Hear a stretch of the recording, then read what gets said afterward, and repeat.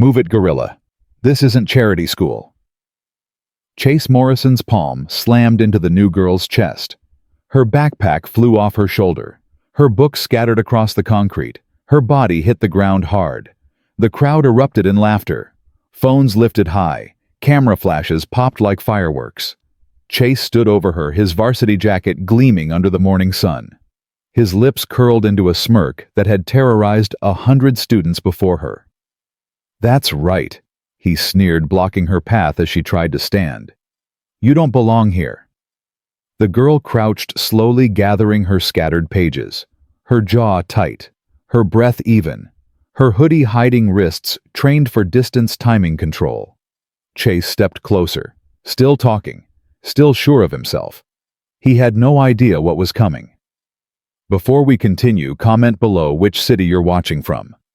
And make sure to subscribe, because tomorrow's story is one you absolutely cannot miss.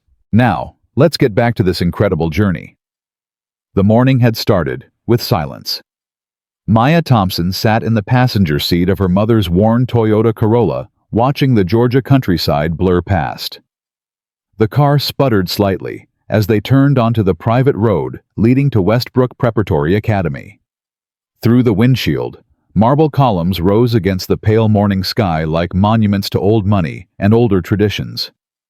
Diane Thompson's fingers tightened on the steering wheel. Her knuckles went white. "Baby, you sure about this?" Maya didn't answer immediately. Her eyes traced the Confederate memorial plaque gleaming dully on the building's facade. She'd read about this school, top academics, Ivy League acceptance rates, a golden ticket to a better future. She'd also read between the lines. "Mom, we talked about this." "I know what we talked about." Diane's voice cracked slightly. "But talking and living are two different things. We could look at other schools, public schools, schools where you wouldn't be the only what?" Maya's voice was calm, steady. The voice of someone who'd learned young that showing fear only invited more pain. Diane swallowed hard. "You know what I mean. Better academics mean better college chances." Maya adjusted her backpack straps. "I'll be fine." "You keep saying that." Diane pulled the car to a stop at the edge of the circular driveway. Students in designer clothes milled around the entrance. White faces, expensive watches, the casual confidence of those who'd never been told no. "But I know that look in your eyes. I've seen it before."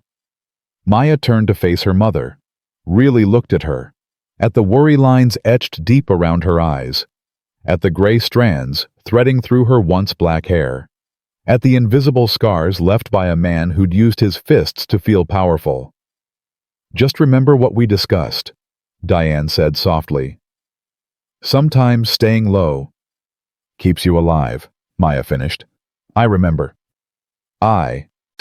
She leaned over and kissed her mother's cheek.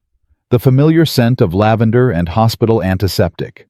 The smell of a woman who worked double shifts to give her daughter this chance. "Love you, Mom." "Love you more, baby." Maya stepped out of the car. The morning air was crisp, carrying the scent of freshly cut grass and old money. Students stopped mid-conversation. Heads turned. Eyes tracked her every move. The whispers started before she'd taken 3 steps. "Who is that? Must be the scholarship kid." "No way." At Westbrook, Maya kept walking. Her footsteps echoed in the sudden quiet. She'd learned a long time ago that reaction was exactly what they wanted. Give them nothing, her mother always said. Make them work for every piece of you. The main office smelled of furniture polish and privilege. A secretary with bottle blonde hair sat behind a massive oak desk, her manicured nails clicking against a keyboard. She barely glanced up when Maya approached. "Name?" "Maya Thompson." "I'm new." The clicking stopped. The secretary's eyes finally lifted, scanning Maya from head to toe with barely concealed distaste. "Your schedule." She shuffled through some papers, then slid them across the counter without making eye contact. "Maps on the back." Maya took the papers. Behind the secretary's desk, framed photographs showed football teams through the decades. All white faces, all proud poses. A bronze plaque declared, Heritage Not Hate, Confederate Memorial Society. Maya's stomach tightened, but her face remained neutral. She'd practiced that face in the mirror for years. The face that gave nothing away. The face that drove bullies crazy because they couldn't read it. "Thank you," she said. The secretary had already returned to her keyboard. The hallway was packed when Maya stepped out. Conversations died like someone had hit a mute button. Heads turned. Phones appeared. "Yo, Morrison," someone called out. "Check it out. Looks like admissions finally hit their diversity quota." Laughter rippled through the crowd. Not nervous laughter, cruel laughter, the kind that had teeth. Maya kept walking. A tall figure stepped into her path. Perfect teeth, expensive haircut, a varsity jacket worn like armor.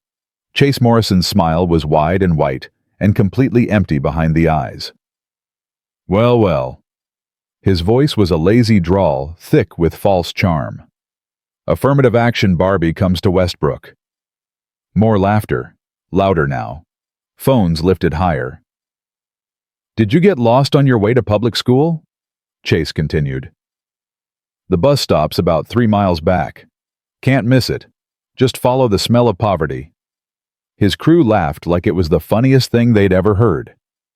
2 boys flanked him, Jake Reynolds and Derek Stone, both big, both wearing matching varsity jackets, both looking at Maya like she was something they'd scraped off their expensive shoes. Maya said nothing. She stepped to the side, trying to move around them. Chase stepped with her, blocking her path. "Hey, I'm talking to you. Didn't your mama teach you manners?" "She taught me plenty." Maya's voice was quiet, even, including not to waste time on people who aren't worth it. The smile froze on Chase's face. For just a second, something ugly flickered in his eyes. Something that reminded Maya of her father. "What did you just say to me?" "You heard me." The hallway went dead silent. Students pressed against lockers, sensing something about to break. Chase's jaw tightened. His hands curled into fists at his sides. "You've got a mouth on you," he said. "We'll see how long that lasts." He stepped aside, gesturing for her to pass with exaggerated courtesy. "Welcome to Westbrook Scholarship." Maya walked past without another word, but she felt his eyes on her back all the way down the hall. Tracking, calculating, planning.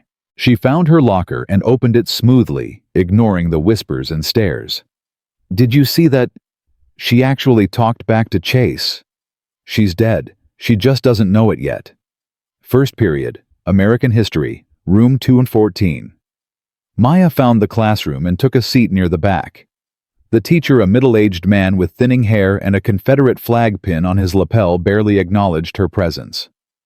Today we'll be discussing the War of Northern Aggression and the noble cause of Southern independence. Maya's pen froze over her notebook. The War of Northern Aggression. She looked around the room. Students were nodding, taking notes, completely comfortable with this interpretation of history. The girl next to her shot Maya a sideways glance and moved her desk an inch further away. Maya took notes mechanically. Names, dates, the version of events she'd need to know for tests.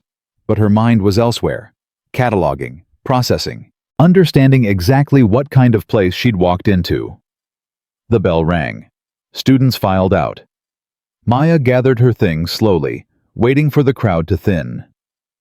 "Miss Thompson." She looked up. The teacher was watching her from behind his desk, his expression unreadable. "I hope you're prepared to work hard here. Westbrook has high standards. We don't lower them for anyone." "I wouldn't expect you to, sir." He held her gaze for a long moment, then looked away. "Get to your next class." Second period. Third period. Fourth. Each classroom brought the same routine. Teachers who looked past her. Students who whispered behind their hands. Assigned seats conveniently located in the far back corner. By lunch, Maya's jaw ached from keeping her expression neutral.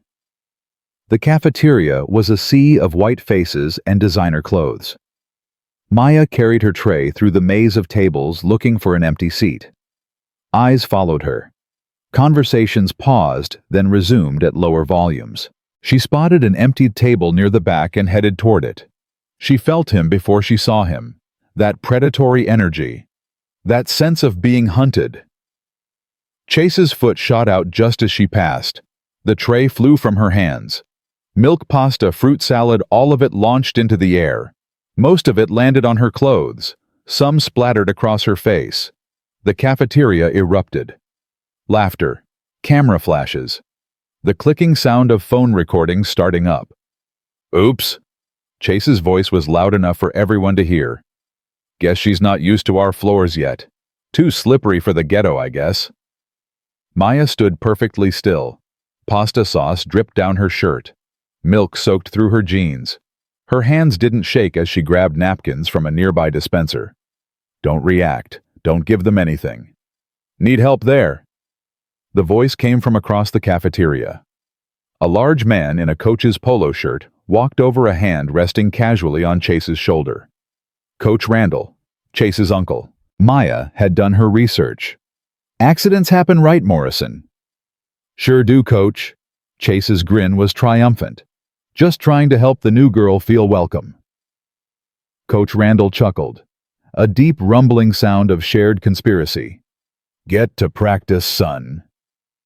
He walked away without another word to Maya, without offering to help, without acknowledging that anything wrong had happened. Maya cleaned herself up. Then she cleaned the floor. No one helped. No one said a word.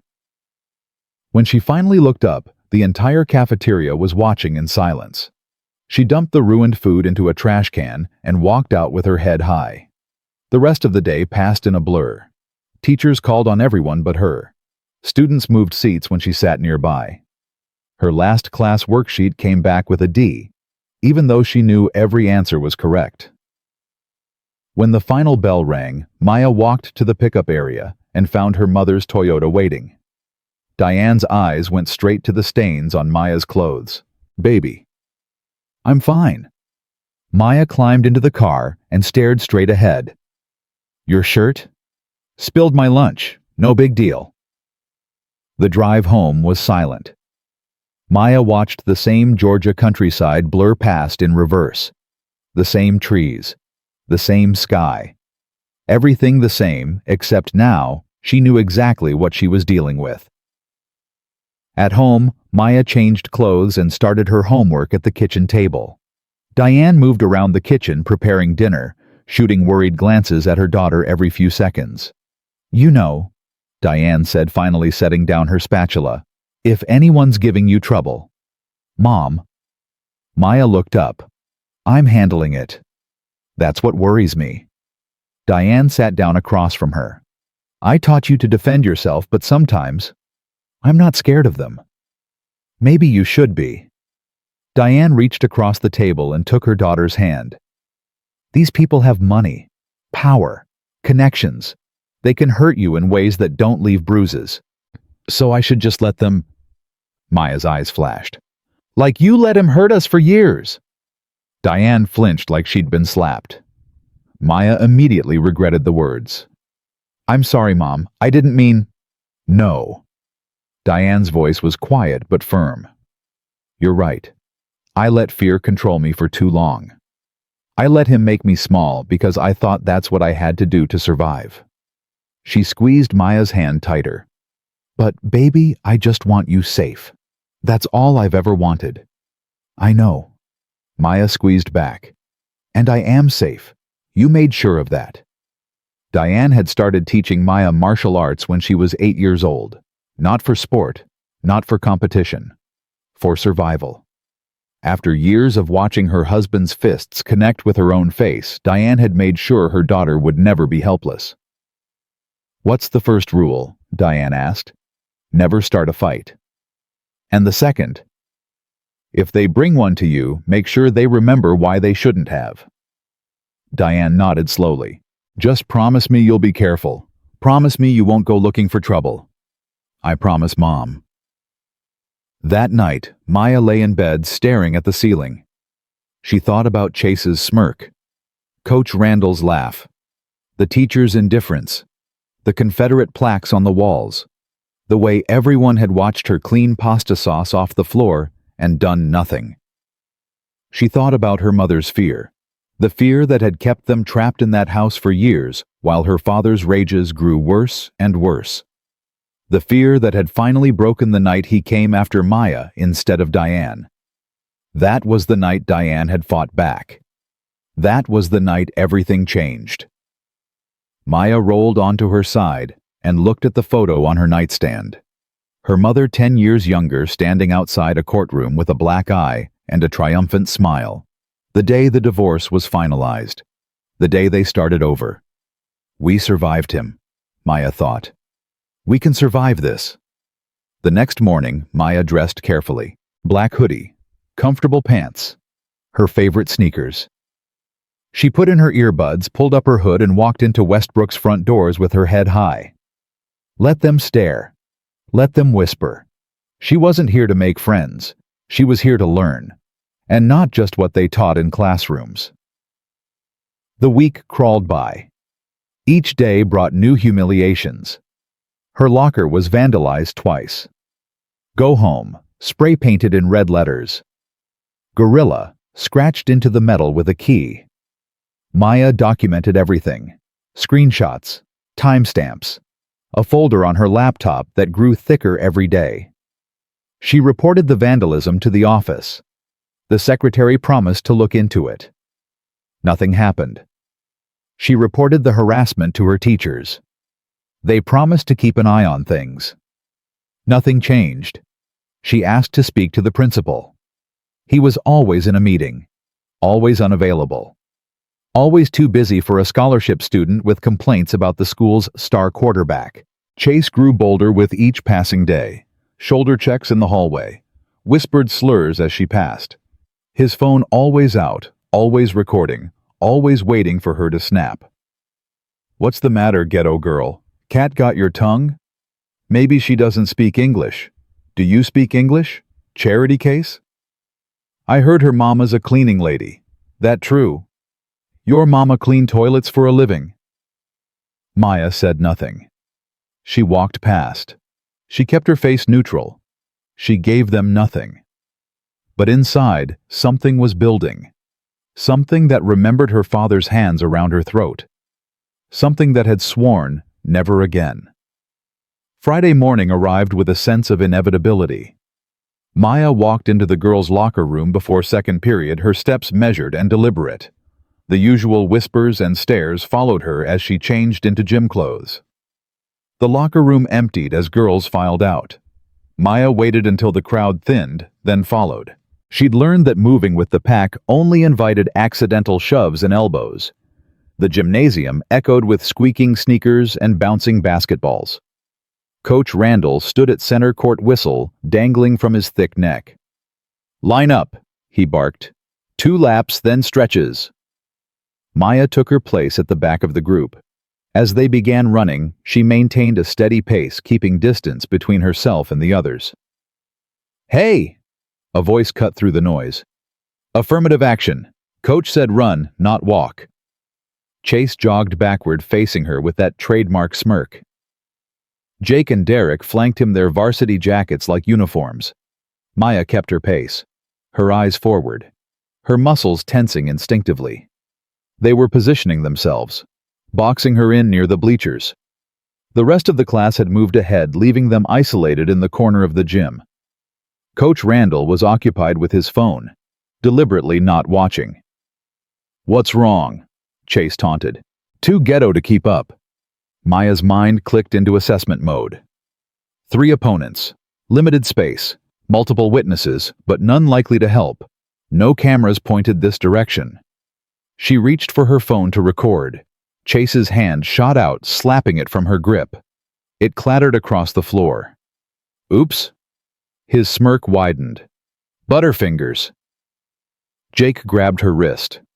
The grip triggered something primal. 8 years old again, trapped in a corner. her father's fingers digging into her arm hard enough to leave bruises for weeks. But she wasn't that little girl anymore. Maya moved. The wrist lock was instant, brutal, exactly as her mother had taught her.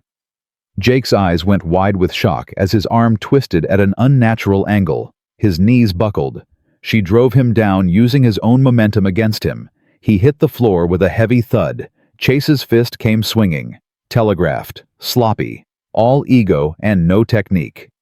Maya sidestepped smoothly. Her strike was precise, targeted. The heel of her palm hit his solar plexus with controlled force.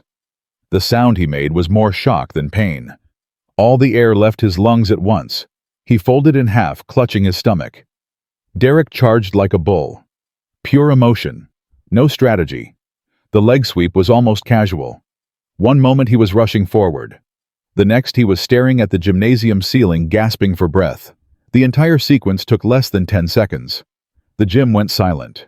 Students stood frozen mouths hanging open. Phones that had been recording Chase's harassment now captured something entirely different. Coach Randall had finally looked up. His face was a mix of anger and disbelief. Maya didn't run. She didn't hide. She completed her stance, centered her breathing, and walked toward her fallen phone. 3 varsity athletes lay on the gymnasium floor. Jake clutched his twisted arm. Chase still couldn't catch his breath. Derek hadn't moved. "Did you see that?" someone whispered. "Is she trained?" "Holy, she's a black belt." Maya picked up her phone, checked it for damage, then turned to face the stunned crowd. Her voice was steady, calm, and carried an edge that made everyone shiver. Second degree. Learn before you leap. The silence stretched. Students pressed against the walls as she walked past, giving her a wide berth. Some still filmed, others texted frantically. Chase finally found his voice. "Office!" he gasped. "Now!" But Maya kept walking, her head high, her stride confident. They'd chosen her as a target. They'd assumed she was weak, helpless, easy. They'd chosen wrong. The gym doors closed behind her with a decisive thud. And in that moment, everything changed. The fluorescent lights buzzed overhead like angry insects. Maya sat in a hard plastic chair outside the principal's office, her posture straight, her hands folded in her lap. Through the window, she could see Coach Randall pacing back and forth, his face red with fury. Chase sat on a padded bench inside holding an ice pack to his chest, his breathing still ragged. 10 minutes had passed since the gym incident. 10 minutes that felt like hours. The door burst open. A middle-aged man in an expensive suit strode past Maya without a glance. Harold Morrison, Chase's father, president of the Westbrook Academy School Board. His shoes cost more than Diane's monthly salary. "Where is my son?" His voice echoed through the office. "Mr. Morrison, please." The secretary scrambled to her feet. "Chase." Harold pushed through to the inner office. "Chase, are you all right?" Maya watched through the glass as Harold knelt beside his son, checking him over like he'd survived a war zone. Chase played it up perfectly, wincing dramatically, making his breathing sound worse than it was. "She attacked us, Dad." Chase's voice cracked with practiced victimhood. "We were just joking around and she went crazy." Harold's head snapped toward the window. His eyes found Maya, cold, calculating, the eyes of a man who had destroyed people for far less than this. "That girl," he said quietly, "is finished." The office door opened again. Principal Warren hurried in his tie, askew sweat beading on his forehead. He looked at Harold Morrison like a man facing his executioner. "Mr. Morrison, I assure you we're handling this. Handling it." Harold's voice was ice. 3 of our best athletes were assaulted by a scholarship student. Do you have any idea what this could do to our football program, to our reputation? The situation is being investigated. There's nothing to investigate. Harold pointed at Maya through the glass. That girl is a trained fighter. She used excessive force against 3 unarmed students. This is assault. This is a criminal matter. Principal Warren's face went pale. "Criminal?" My nephew is injured, Coach Randall added. Jake's wrist might be sprained. Derek's still being checked for a concussion. We have witnesses who saw the whole thing. We have video too, Chase said, his smirk barely hidden behind the ice pack. Everyone was recording. Maya's stomach tightened. The videos. She'd seen the phones come out, but only after she'd defended herself. Only after they'd cornered her. Only after Jake grabbed her wrist. Would any of that matter? The office door opened behind her. Baby! Diane rushed in, still wearing her nurse's scrubs. Her eyes found Maya immediately scanning for injuries, for blood, for any sign of harm. I'm okay, Mom. What happened? Diane knelt beside her daughter's chair. They called and said there was an incident. Mrs. Thompson. Principal Warren emerged from the inner office, his expression grave. Please come inside. We need to discuss the situation. The inner office was cramped with bodies. Harold Morrison stood with his arms crossed. Coach Randall loomed near the window. Chase remained on the bench, still performing his wounded act. Jake had joined him, cradling his arm. Derek stood in the corner, shooting murderous glances at Maya. Principal Warren settled behind his desk. Mrs. Thompson, your daughter was involved in a physical altercation during gym class today. I can see that. Diane's voice was tight. What I want to know is why 3 boys were surrounding my daughter in the first place. They were just talking, Chase said quickly. We wanted to welcome her to the school. By cornering her, by slapping her phone out of her hand. Diane turned to face him directly. That's your idea of a welcome. Chase's eyes widened slightly. He hadn't expected pushback. Mrs. Thompson. Harold Morrison stepped forward. I understand you're upset, but the facts are clear. Your daughter attacked 3 students. She's trained in martial arts. She used those skills to injure minors. She defended herself. She put 3 boys on the ground. Harold's voice rose. One of them might need medical attention. This isn't self-defense. This is assault with a deadly weapon. Her hands are a deadly weapon. Diane laughed, but there was no humor in it. That's quite a stretch, Mr. Morrison. 2nd-degree black belt. Harold pulled out his phone, showing them something on the screen. We've already confirmed it. Your daughter has advanced combat training. In a legal context, that changes everything. Maya felt the trap closing around her. They'd done their research. They'd built their case. While she was sitting in this chair, they'd been preparing to destroy her. I want to see the videos, Diane said. All of them, from the beginning. Principal Warren shifted uncomfortably. The videos are being reviewed. Show them now. Harold's jaw tightened. The videos clearly show. Then you shouldn't have any problem showing them. Diane's voice was steel. Unless they show something you don't want us to see. The room went silent. Maya watched the adults stare each other down. Her mother, still in her hospital scrubs, standing up to a man who could buy and sell them 1,000 times over. David versus Goliath. Except this time, David knew exactly what she was fighting. This isn't a courtroom, Mrs. Thompson, Harold said finally. We don't negotiate here. Your daughter violated school policy and injured 3 students. That's grounds for immediate expulsion. Expulsion? Maya spoke for the first time. For defending myself against 3 attackers. You're trained, Coach Randall growled. You knew exactly what you were doing. Those boys didn't stand a chance. Those boys grabbed me first. They were joking around. Jake put his hands on me. Maya's voice didn't waver. In my world, that's not a joke. That's assault. Harold Morrison's eyes narrowed. Your world, and what world would that be? The implication hung in the air. Maya felt her mother tense beside her. The real world, Maya replied. The one where 3 against 1 isn't a fair fight. The one where no means no. The one where just joking doesn't excuse putting your hands on someone. Harold's face reddened. You're very well spoken for someone who just put 3 students in the hospital. Hospital? Diane laughed sharply. They're sitting right there. Not a scratch on them, except bruised egos. My nephew. Your nephew tried to grab my daughter. He got exactly what he deserved. The office exploded into argument. Voices rose, fingers pointed, accusations flew back and forth like weapons. Through it all, Maya watched. She cataloged every reaction, every tell, every crack in their carefully constructed narrative. Chase's smirk when he thought no one was looking. Harold's barely controlled rage. Coach Randall's protective positioning near his nephew. Principal Warren's obvious terror of the Morrison family. These people had done this before. Maybe not exactly like this, but close. They knew how to spin a story, how to make victims into villains, how to use money and influence to bury the truth. But they'd never faced someone who fought back. "Enough!" Principal Warren finally shouted. "This isn't getting us anywhere." He turned to Maya, his expression a mixture of fear and resignation.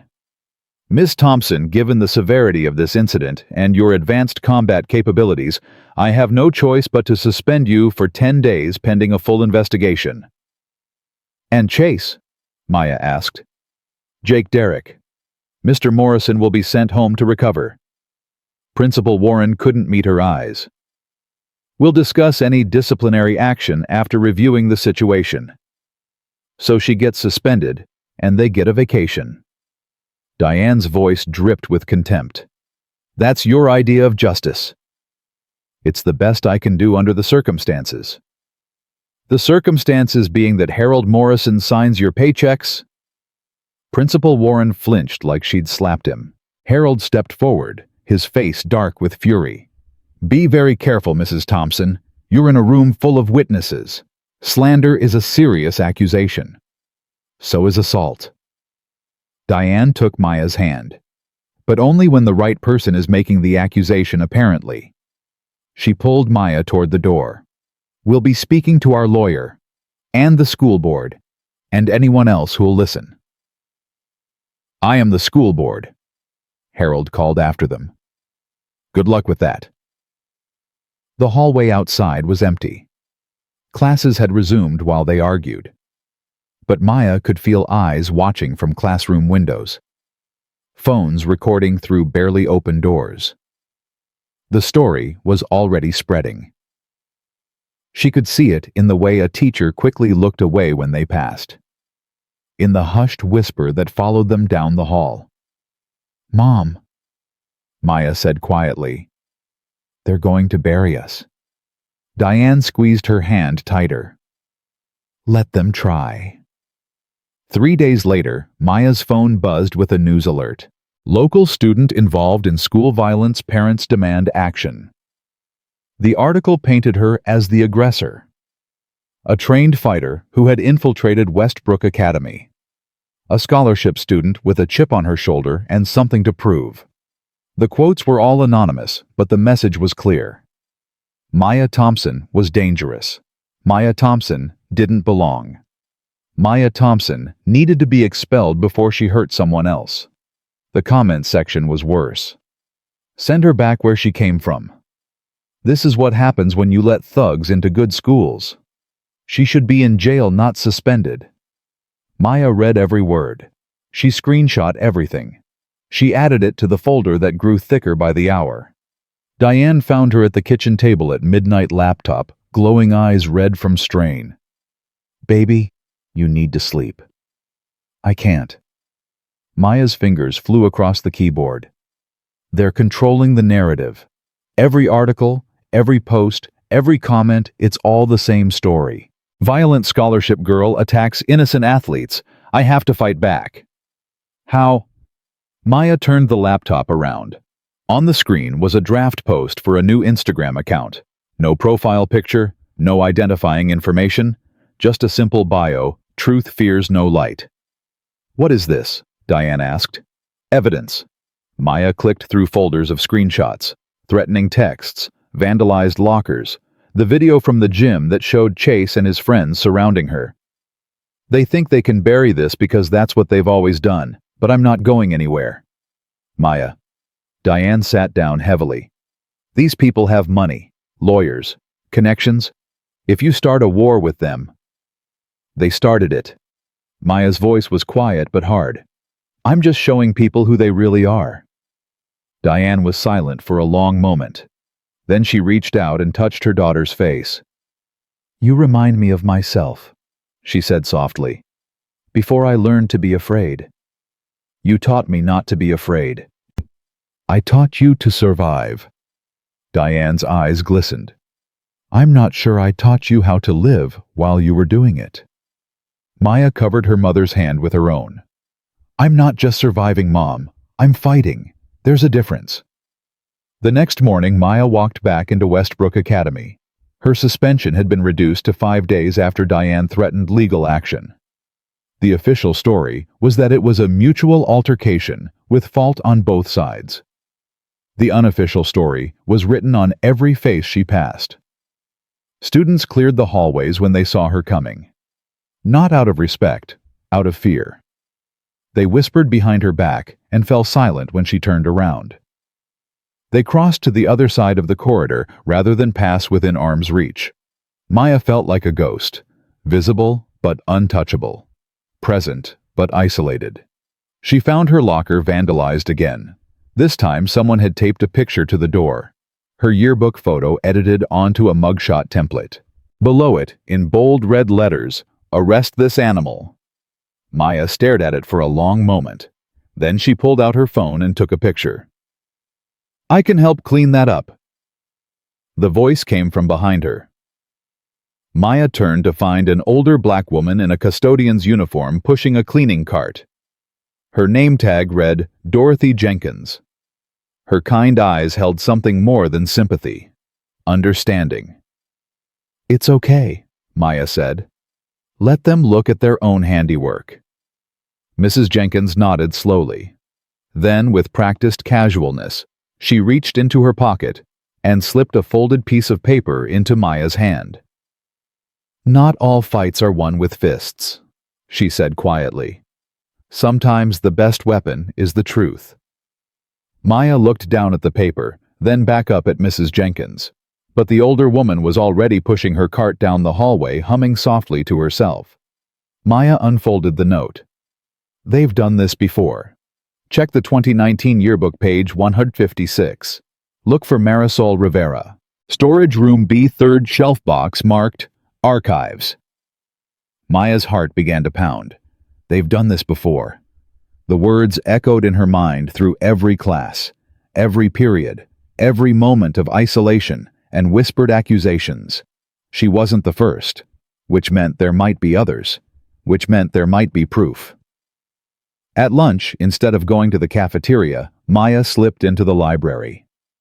The yearbooks were kept in a dusty corner that looked like it hadn't been visited in years. She found 2019 and flipped to page 156. Senior portraits, rows of smiling faces. And there, in the third row, a girl with dark hair and sad eyes. Marisol Rivera. The name meant nothing to Maya, but something about the girl's expression made her pause. That look. She recognized it. The look of someone keeping secrets. The look of someone who had been broken and was trying to hold the pieces together. Maya pulled out her phone and started searching. It took hours, dead ends, privacy settings, deleted accounts. But finally, she found an old Instagram profile that hadn't been touched in over a year. The most recent post was a blurry photo of a school hallway. A male figure looming behind a girl at her locker. The threatening body language unmistakable. The caption read, "Believe girls even when they whisper." Maya zoomed in on the male figure. Broad shoulders, entitled stance, a varsity jacket, Chase. Her hands trembled as she typed out a direct message. "I know what happened at Westbrook wasn't a misunderstanding. I'm fighting the same battle now. Your post said to believe girls when they whisper. I want to help make those whispers into shouts. If you're willing to talk, you're not alone anymore." She hit send. Nothing happened. Hours passed. Maya checked her phone obsessively through every class, every break, every moment of solitude. Then at 11:47 p.m. her phone buzzed. A response from Marisol Rivera. "I'll talk, but not over text. Meet me Sunday 2 p.m. Java House, Riverside. Come alone." Maya stared at the message for a long time. Then she typed 3 words. I'll be there. The next 2 days crawled by. Maya went through the motions of school of homework of pretending everything was normal. Chase watched her from across classrooms with barely concealed hatred. His friends kept their distance now, but their eyes promised revenge. Something was coming. Maya could feel it building like a storm on the horizon. Sunday arrived gray and overcast. Maya told her mother she was going to the library. Diane didn't believe her, but she didn't stop her either. Be careful, baby. Always. Java House was a small coffee shop in a strip mall 30 miles from Westbrook, far enough to feel safe, anonymous enough to avoid recognition. Maya spotted Marisol immediately. She sat in the back corner, hood pulled low over her face, hands wrapped around a coffee cup like she was trying to absorb its warmth. Thank you for meeting me, Maya said, sliding into the seat across from her. I almost didn't come. Marisol's voice was barely above a whisper. But when I saw that video of you fighting back, I couldn't stop thinking about it. About what I should have done differently. Whatever happened wasn't your fault. Marisol laughed bitterly. Everyone says that. But they weren't there. They didn't feel his hands on them. They didn't hear him tell me that no one would ever believe me. Maya waited. Silent. Patient. Giving Marisol the space to tell her story in her own time. It started small. Marisol's grip tightened on her cup. Comments about my body. Jokes about whether I was legal. Chase would brush against me in the hallway, corner me at my locker. His friends would laugh. Did you report it? Multiple times. Marisol's voice turned bitter. The counselor said I was misinterpreting cultural differences. Like being Latina meant I didn't understand what harassment was. Maya felt sick. Then came the party. Marisol's eyes went distant. Chase had been drinking. He followed me upstairs, pushed me into a bedroom. I fought back, scratched his face. But he was so much bigger. Tears streamed down her face now.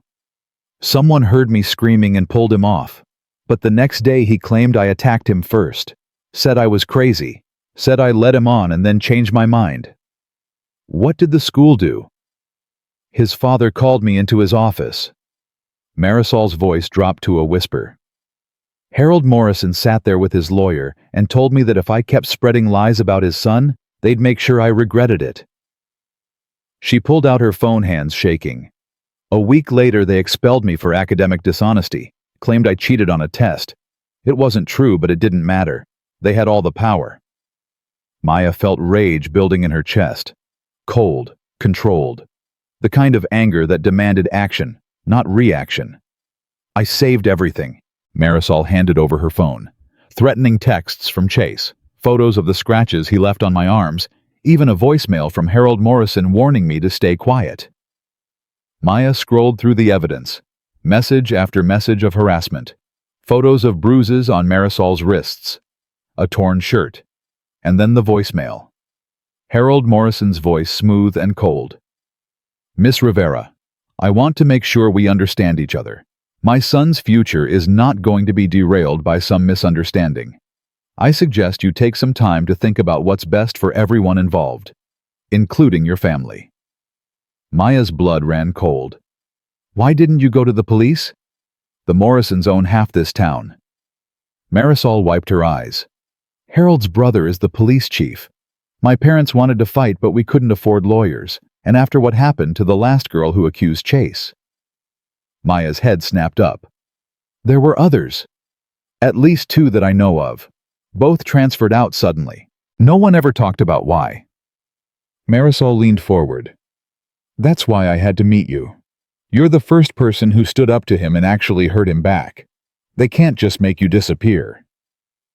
Maya started copying the files to her own phone. Screenshots. Photos. The voicemail.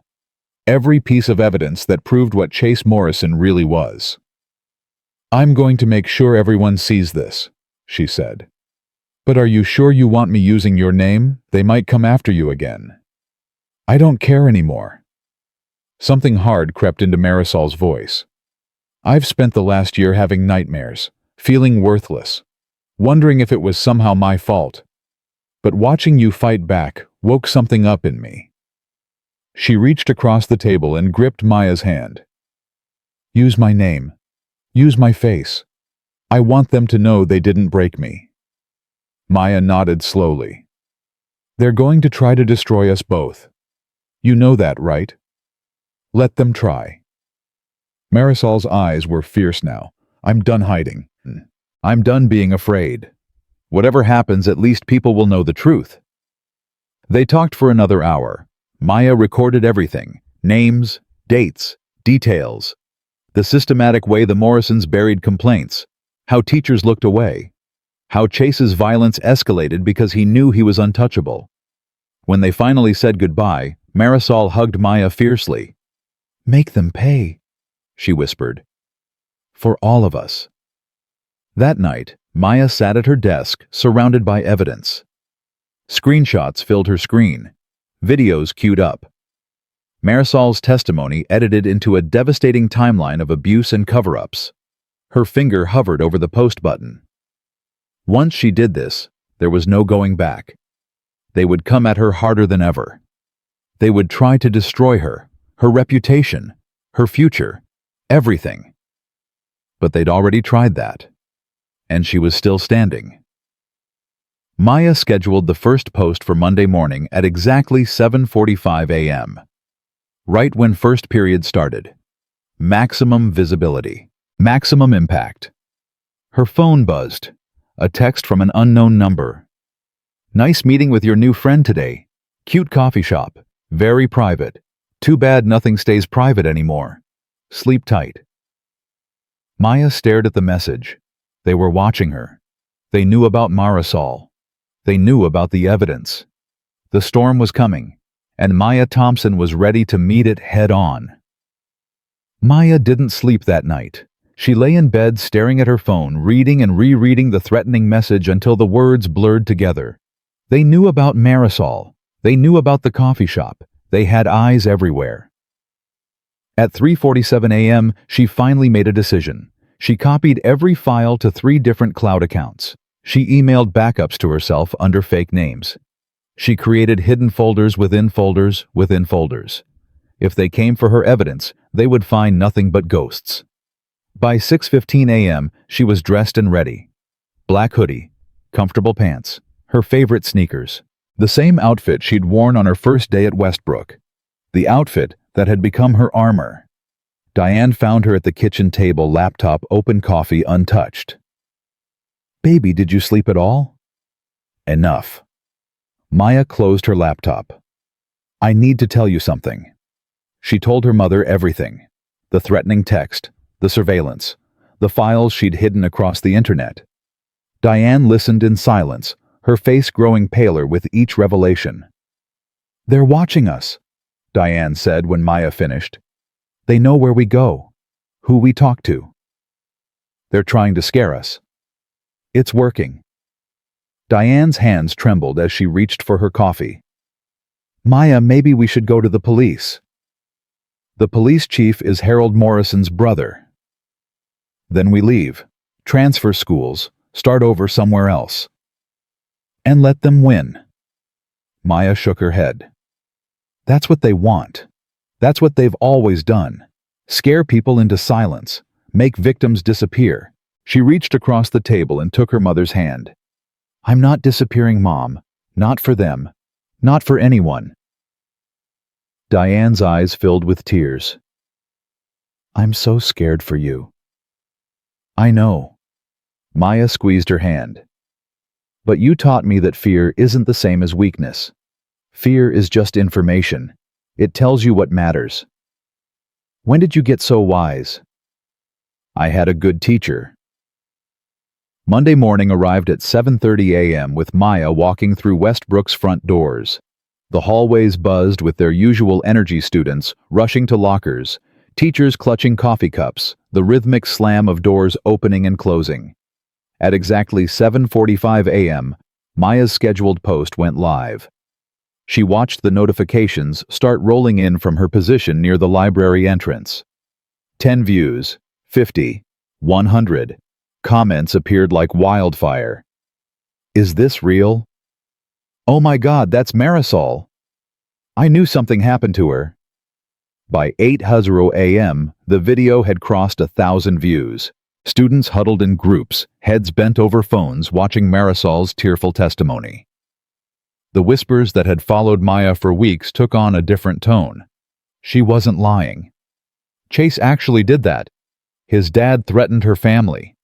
Maya walked to first period with her head high. For the first time since she'd arrived at Westbrook, no one moved away when she passed. Instead, they watched her with something new in their eyes. Recognition. Chase was waiting for her outside the classroom. His face was pale. His jaw clenched so tight she could see the muscles jumping. He grabbed her arm and yanked her into the empty stairwell. "Take it down. Let go of me. Take it down right now." His voice shook with barely controlled rage. "You have no idea what you've done." "I showed people the truth." Maya pulled her arm free. "Something you've been hiding for years." "That video is lies. Marisol was obsessed with me. She made the whole thing up." "Then explain the voicemail from your father. Explain the texts. Explain why 2 other girls transferred out after accusing you of the same thing." Chase's face went white. "How do you know about them?" "I know a lot of things, Chase." Maya stepped closer, her voice dropping to a whisper. "And by the end of the week, so will everyone else." For a moment, she saw something flash in his eyes. Fear. Real, genuine fear. The look of a predator who had suddenly become prey. Then it was gone, replaced by cold fury. "You don't know who you're messing with," he said. "My family built this school. We own this town. You think some video is going to change that? We'll see." She walked away. Her heart pounded against her ribs, but she kept her pace steady. Controlled. She didn't look back. By lunch, the video had crossed 10,000 views. Local news stations started calling the school. Parents flooded the office with demands for answers. The carefully constructed narrative was crumbling brick by brick. Harold Morrison held an emergency press conference on the school steps at 2:00 p.m. Maya watched through the window as he approached the microphones, his face arranged in an expression of grave concern. "As president of the Westbrook Academy School Board," he declared, "I am announcing an emergency review of our policies regarding social media harassment. While we take all allegations seriously, we must also protect our students from malicious attacks and false accusations." The reporters leaned forward. "Are you referring to the video about your son?" "I cannot comment on specific students or ongoing investigations." Harold's voice was smooth, practiced. "But I want to assure this community that Westbrook Academy has always and will always prioritize the safety and well-being of all our students." Maya felt sick. He was spinning it, turning the evidence into an attack, making himself the victim. "We must ask ourselves," Harold continued, "when does social media activism become cyberbullying? When does one person's accusations become defamation? These are questions our community must grapple with." Her phone buzzed. A text from Mrs. Jenkins. "Storage room B430. Don't be late." Maya stared at the message. The janitor had been right about Marisol. She'd been right about the pattern. Whatever she had to show Maya now could be the key to everything. The afternoon crawled by. Maya went through the motions of her classes, barely hearing the lectures. At 4:15 p.m., she slipped away from the main building and headed toward the maintenance wing. The hallway was empty. Quiet. Her footsteps echoed on the linoleum floor. She was almost to storage room B when she heard them. Footsteps. Multiple sets. Coming fast. Maya spun around. Chase stood at the end of the hallway. Jake and Derek flanked him on either side. Their faces were hard, determined. The faces of hunters who had cornered their prey. "You just couldn't leave it alone, could you?" Chase's voice echoed off the walls. "Couldn't take the hint," and disappear like a good little charity case. Maya's mind raced. 3 of them. 1 hallway. No exits except the way she came and the dead end behind her. "This is a mistake," she said. "There are cameras everywhere." "Not down here." Chase smiled, but it didn't reach his eyes. "Maintenance wing cameras have been broken for months. Budget cuts." He started walking toward her. "It's just us now." Maya shifted her weight, centered her breathing. Her body remembered what her mind wanted to forget. "You can still walk away," she said. "Whatever you're planning, it's only going to make things worse." "Worse?" Chase laughed. "You destroyed my life. You think it can get worse." He nodded at Jake and Derek. They spread out, cutting off any escape route. "This isn't about the video," Maya said, buying time. "This is about what you did to Marisol. What you did to those other girls. You're not mad that I exposed you. You're mad that you got caught." Chase's face darkened. "I never did anything they didn't want." "Keep telling yourself that." Jake lunged first. Maya sidestepped, driving her elbow into his ribs. He grunted but kept coming, grabbing for her arm. She twisted free, but Derek was already there, swinging a wild haymaker at her head. She ducked. The fist whistled over her hair. She came up with an uppercut that snapped Derek's head back. But Chase was behind her now. His arm wrapped around her throat. Tight. Professional. The chokehold of someone who had learned how to hurt people without leaving visible marks. Maya's vision spotted. She clawed at his arm, but he was too strong. Too heavy. Her training screamed at her to stay calm, to think, to find the weakness. She stomped down hard on his instep. Chase howled and released her. Maya spun, throwing a palm strike at his nose. Blood sprayed. He staggered backward, clutching his face. "You broke my nose!" he screamed. "You broke my—" Jake tackled her from behind. They hit the ground hard. Maya's head bounced off the linoleum. Stars exploded across her vision. Before she could recover, Derek was there too, pinning her arms. Chase loomed over her, blood streaming down his face. "Hold her down," he snarled. Jake's hands clamped around her wrists. Derek's knee pressed into her stomach, driving the air from her lungs. Maya thrashed, trying to break free, but they were too heavy, too strong. Chase knelt beside her. His bloody face was inches from hers. "You wanted to play hero," he whispered. "You wanted to be the girl who took down the king. How's that working out for you?" Maya spat in his face.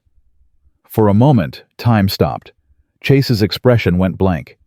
Then something twisted behind his eyes. Something ugly. Something that had been hiding beneath the golden boy mask all along. His fist connected with her cheekbone. Pain exploded through her skull. She felt something crack. Blood filled her mouth. "That's for the video," Chase said. Another punch. Her left eye. "That's for Marisol." Another. Her ribs. "And that's for making me look like a fool in front of the whole school." Maya's world narrowed to pain. Each blow was a supernova of agony. She couldn't breathe.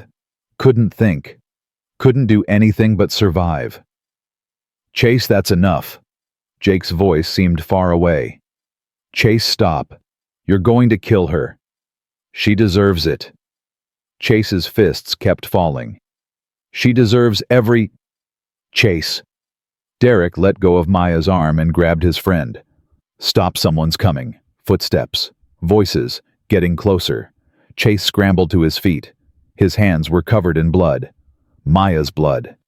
"Let's go," he hissed. "Now."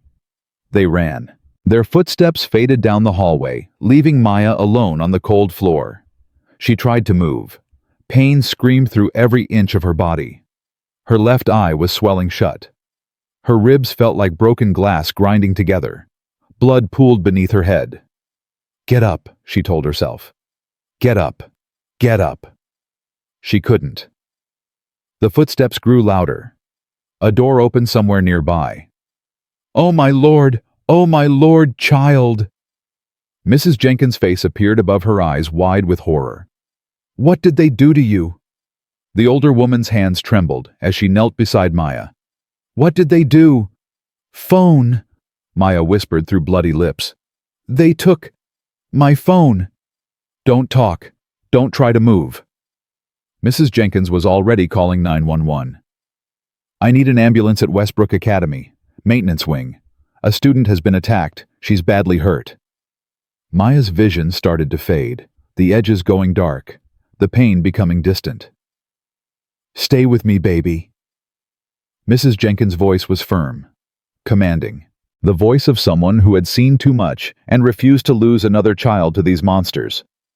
"Help is coming. Just stay with me." Maya tried to answer, but the darkness was faster. The last thing she heard before unconsciousness took her was Mrs. Jenkins' voice, low and fierce. "They're not going to get away with this. Not this time. I won't let them." Maya woke up in a hospital bed. The first thing she felt was pain, a deep, throbbing agony that radiated from her face through her entire body. The second thing she felt was her mother's hand gripping hers like a lifeline. "Baby?" Diane's voice cracked. "Baby, can you hear me?" Maya tried to speak. Her jaw screamed in protest. "Don't talk." Diane's face was streaked with tears. "The doctor said you have a fractured cheekbone, 4 broken ribs, severe bruising all over your body." Her voice broke. "They almost killed you." Maya squeezed her mother's hand. A silent message. "I'm here. I'm alive. I'm not giving up." A knock at the door. A police officer entered, followed by a detective in a rumpled suit. "Mrs. Thompson, I'm Detective Warren. I'd like to ask your daughter some questions about what happened." "She can barely speak." "I understand, but we need her statement as soon as possible. The boys involved are claiming she attacked them first." Maya's good eye flew open. She forced words through her swollen lips. "They cornered me. 3 of them. Maintenance wing. They say you assaulted them in the gym last week." Detective Warren's face was unreadable. "They say you have a history of violence." "She defended herself," Diane snapped, "against 3 attackers. Look at her. Does she look like the aggressor to you? I'm just telling you what they're claiming." "And their claims are lies." Diane stood up, putting herself between the detective and Maya's bed. "My daughter has been harassed, threatened, and now nearly beaten to death by the son of the school board president. And you're in here acting like she's the criminal? Mrs. Thompson, get out." "Ma'am, I said get out." Diane's voice rose to a shout. "If you want to talk to my daughter again, you can do it through our lawyer. Now get out of this room before I file a complaint for harassment of a minor victim." Detective Warren held up his hands. "We'll be in touch." He left. Diane collapsed back into her chair, trembling with rage and fear. "Mom," Maya's voice was barely a whisper. "They destroyed my phone. The evidence." "I know, baby." Diane stroked her daughter's hair. "I know. But I backed it up. Everything. Cloud accounts, different names." Diane's eyes widened. "You still have the files. All of them." Maya tried to smile, but her face wouldn't cooperate. "They can break my bones. They can't break the truth." 2 days later, Maya was released from the hospital. Her face was a mural of purple and yellow bruises. Her ribs were wrapped tight with bandages. She walked with a cane, each step sending jolts of pain through her body. But she walked. Diane wanted her to stay home, to heal, to let the lawyers handle everything. But Maya had other plans. "I need to see Mrs. Jenkins." "Absolutely not. You're in no condition." "She knows something, Mom." Maya grabbed her laptop from the kitchen table. "She told me to meet her in the storage room. That's why I was in the maintenance wing. She has evidence they don't know about." "What kind of evidence?" "I won't know until I ask her." Diane was quiet for a long moment. Then she grabbed her car keys. "I'm driving." They found Mrs. Jenkins in the school parking lot after hours loading supplies into her car. The older woman's face went pale when she saw Maya's injuries up close. "Oh, child," her voice broke. "I should have warned you. I should have known they'd be watching." It's not your fault. Maya leaned against her mother's car, breathing through the pain. You said you had something to show me. What is it? Mrs. Jenkins looked around nervously. Then she pulled a small USB drive from her pocket. 20 years I've worked at this school. 20 years I've watched them cover things up. I started keeping records 5 years ago. Reports that disappeared. Complaints that were buried. Names of students who left under suspicious circumstances. Maya stared at the drive. You have documentation. I have everything. Mrs. Jenkins pressed the drive into Maya's hand. But that's not what I wanted to show you. There's something else. Something they don't know about. What? The storage hallway camera. The one in maintenance wing. Mrs. Jenkins lowered her voice. Administration thinks it's been broken for years, but I fixed it myself 6 months ago. I connected it to an old hard drive that backs up everything. Maya's heart stopped. You're saying there's footage? Motion activated. Records everything that happens in that hallway. Mrs. Jenkins's eyes were fierce. Including what those boys did to you. Maya felt tears streaming down her face. She didn't bother to wipe them away. Where is it? Storage room B, third shelf. Black box marked 2019. Password is MOP 2023. Mrs. Jenkins squeezed Maya's hands. I'm going on vacation tomorrow, 2 weeks. Visiting my sister in Florida. Couldn't be stopped if I wanted to. Maya understood. Plausible deniability.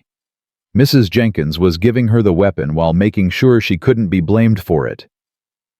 Why are you doing this? Maya asked. Because I've watched too many girls like you get crushed by those people. Mrs. Jenkins's voice hardened. Because someone has to stop them. And because when I was young and scared, no one helped me. She touched Maya's bruised face gently. You're not scared, are you, child? No, ma'am. Good. Mrs. Jenkins got into her car. Then make them pay. For all of us. That night, Maya and Diane sat at the kitchen table, watching the footage on Maya's laptop. The quality was grainy but clear. 3 figures surrounding one in the maintenance hallway. The attack was brutal and undeniable. Every punch, every kick, every moment they thought no one could see. Diane covered her mouth with her hand. Tears streamed down her face. My baby, she whispered. They did this to my baby. Maya watched without flinching. She'd lived it. Seeing it from the outside couldn't hurt worse than surviving it from within. We have everything now, she said. The testimony, the threats, the cover-ups, and this. She paused the footage on a clear shot of Chase's face twisted with rage, his fist raised to strike. This is what they really are. What do we do with it? Maya started copying the files, editing them together, creating a timeline that couldn't be denied or spun or buried. We show everyone. When? Maya checked her phone. Homecoming was in 4 days. The biggest event of the year. The whole school would be there. Parents, media, college scouts watching Chase Morrison, their star quarterback. Friday night, Maya said. At the pep rally. Maximum visibility. Maximum impact. Diane stared at her daughter. You can barely walk. I don't need to walk. Maya's good eye burned with determination. I just need to stand. She worked through the night, editing footage, writing captions, building the case that would destroy the Morrison dynasty forever. At 3:00 a.m. her phone buzzed. Unknown number. We know what you're planning. Walk away now and we'll forget this happened. Keep pushing and you'll wish we'd killed you in that hallway. Maya read the message 3 times. Then she deleted it and went back to work. By Thursday morning, the video was ready. 14 minutes of undeniable truth. The gym confrontation. The threats. Marisol's testimony. Screenshots of buried complaints. Financial records showing payments to families of girls who had transferred. And finally, the maintenance hallway footage capturing every brutal second of her attack. Maya scheduled it to go live Friday night at 8:00 p.m., right in the middle of the homecoming pep rally. right when the whole world was watching. She sent a copy to 3 local news stations embargoed until 8:01 p.m. She uploaded backups to every platform she could think of: YouTube, Instagram, Twitter, Facebook. If they tried to take one down, 10 more would pop up. Then she called Marisol. "It's happening tomorrow night." Marisol was silent for a long moment. "I'll be there." "You don't have to." "Yes, I do." Marisol's voice was fierce. "I've been hiding for a year. Ashamed. Afraid. Wondering if anyone would ever believe me." Her voice cracked. "You believed me. Now let me stand with you." Maya felt tears in her eyes. "Thank you." "No." Marisol's voice steadied. "Thank you. For fighting when the rest of us couldn't. For taking the hits we were too scared to take." She paused. "See you Friday." The call ended. Maya stared at her phone for a long moment. This was really happening. In less than 48 hours, everything would change. The Morrisons would fall. The truth would be exposed. And Westbrook Academy would never be the same. But as Maya sat alone in her room surrounded by evidence of her own near murder, she couldn't shake the feeling that something was still coming. Something she hadn't planned for. Something that could change everything. Her phone buzzed again. Another unknown number. "Friday night, after the rally, gym, just you and me, no witnesses, no cameras. Let's end this like fighters." Maya stared at the message.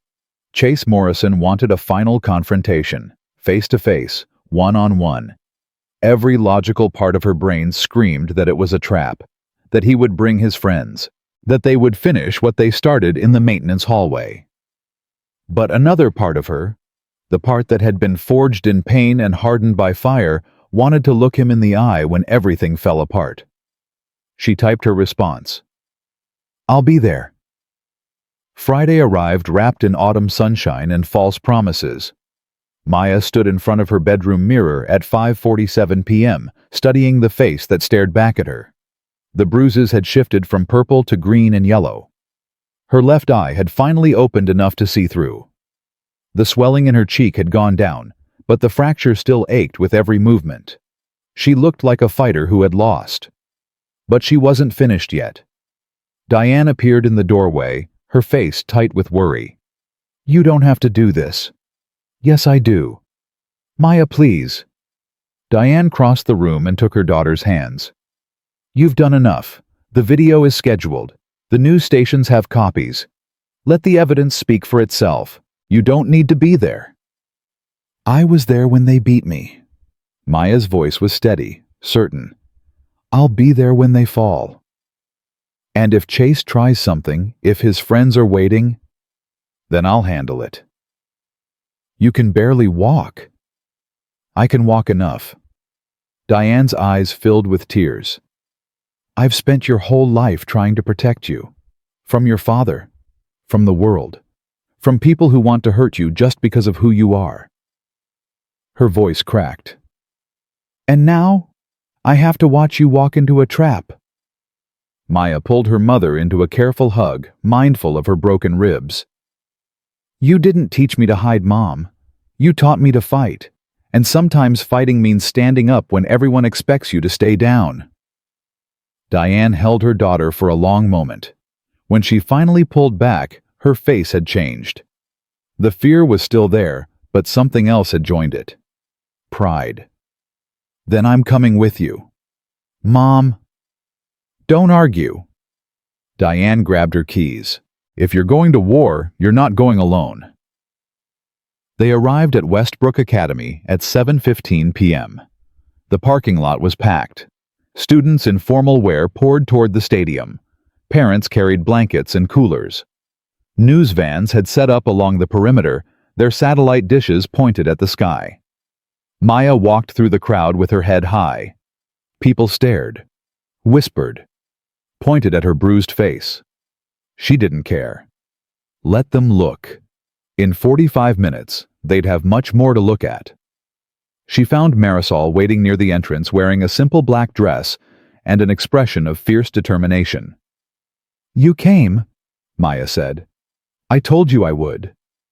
Marisol's eyes traveled over Maya's injuries. God, Maya. I knew it was bad, but it looks worse than it feels. You're a terrible liar. Maya almost smiled. I know. They walked into the stadium together. The bleachers were packed with nearly 2,000 people. The marching band warmed up on the sidelines. Cheerleaders stretched and practiced routines. The energy was electric, expectant, the buzz of a community gathered to celebrate its heroes. Maya spotted Chase at the 50-yard line surrounded by teammates and admirers. He wore his Letterman jacket, like armor, grinning and waving as people called his name. College scouts sat in the VIP section with notepads ready. For one moment, their eyes met across the crowded field. Chase's smile faltered. Something dark flickered behind his eyes. Then he turned away, returning his attention to his adoring public. He knows something's coming, Marisol whispered. Let him wonder. Maya found seats near the back of the bleachers, where she could see everything without being surrounded.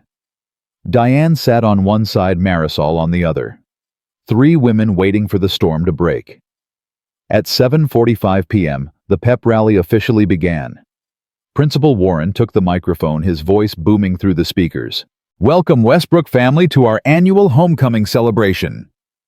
The crowd roared, signs waved. The band launched into the school fight song. Maya checked her phone. 15 minutes until the video went live. At 7:52 p.m., the cheerleaders took the field.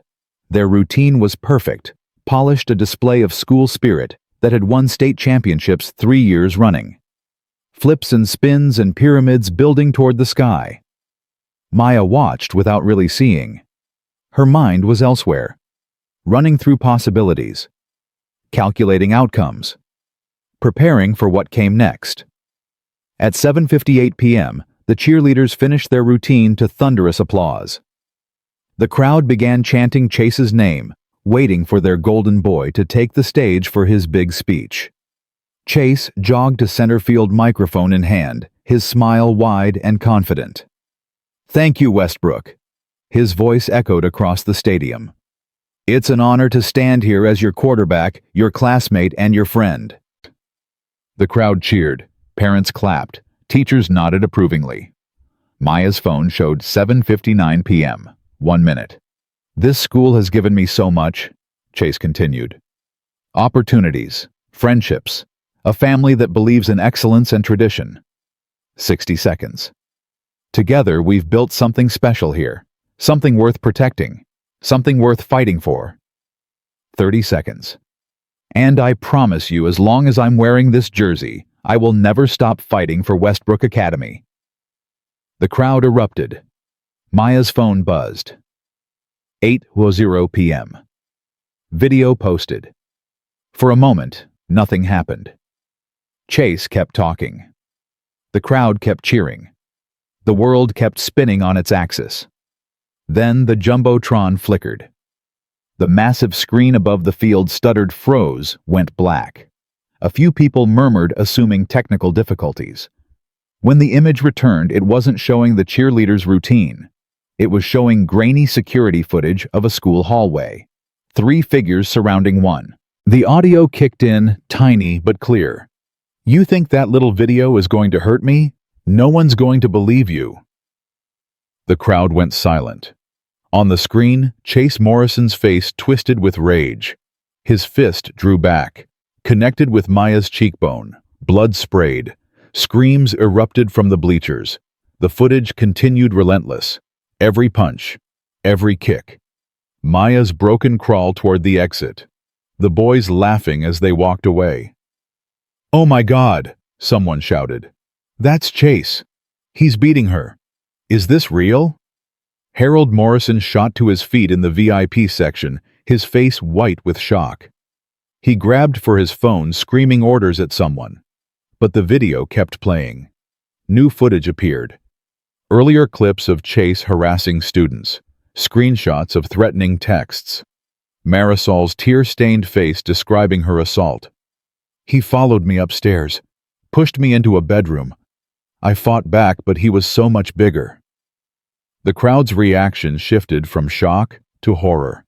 Parents covered their children's eyes. Students stared at their phones, seeing the same video spreading across social media in real time.